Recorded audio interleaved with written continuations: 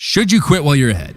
That is the question of the day, and in all seriousness, I think it's something a few of you should consider, especially those who've been more than a little critical of the image killer as of late, especially on this channel. Now, I for one thought IK was above all that she could deal with some negative feedback every now and then. Hell, I know I have, and you can go ahead and Bing that if you're not familiar, but it seems that someone out there managed to hit one of IK's nerves with pinpoint accuracy.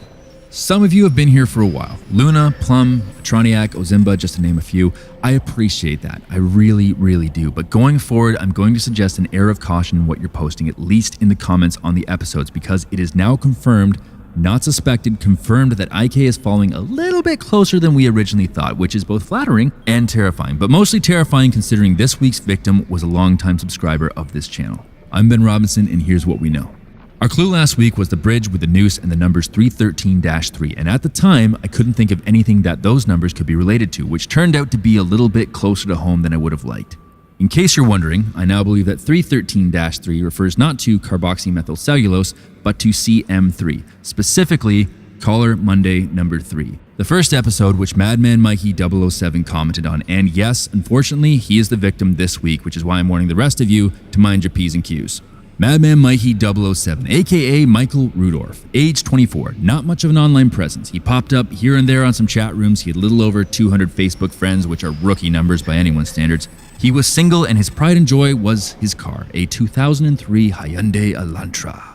Not exactly IK material, is he? Now, some of you may remember him for his childish comments here and there, that wicked profile pic, and most of you paid him no mind, but it turns out IK was paying him a lot of mind indeed. He was found in the early morning hanging from an overpass with 24 or so hypodermic needles in his back containing a variety of household cleaners.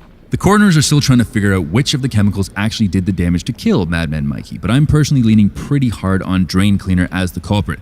However, the initial autopsy has been slowed down to a crawl based not on what was found sticking out from Madman Mikey, but what more curiously was found inside Madman Mikey.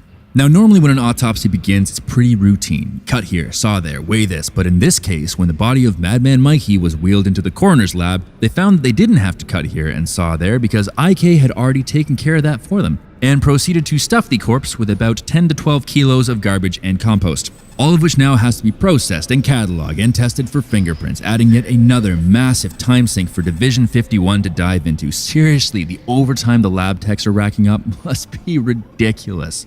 Now, once again, the body this week wasn't hidden away in some back room or private condo, kept out of sight until IK was ready to unveil her latest installation. Nope, just like the last few corpses that have turned up since her renaissance, this one was left in a nice public area, with a moderate amount of foot traffic begging to be found by someone trying maybe a little bit too hard to stay in the spotlight. Now, I will say this, IK, as I'm sure you're listening, it's pretty lowbrow to go after somebody with literally no following, whose only crime was criticizing you. Yes, admittedly in a not very tasteful fashion, but you can't please everyone all the time, and there surely must have been someone more deserving out there than him. I mean, yes, I suppose he turned on you in a fashion with all those mean, hurtful things he was saying, but come on. You're a serial killer. People hate and trash talk you on a daily basis. It should just be noise to you at this point. Also, I just have to say, you kinda rushed this one, didn't you? The nuance for the method itself feels hasty, vengeful even, and not even your kind of cold vengeance. This almost feels passionate. So, could it be that despite the good press and the fans and your ever-growing legion of followers, that this guy, this loudmouth nobody, got under your skin? Did he offend your delicate sensibilities? Have I? Am I doing so now? Is that why you keep hacking away at my episodes? Which, on the note of trolls, is a pretty dick thing to do, young lady, and I think you know that. If you really want to talk to somebody, and God knows you probably should, just call in like everybody else.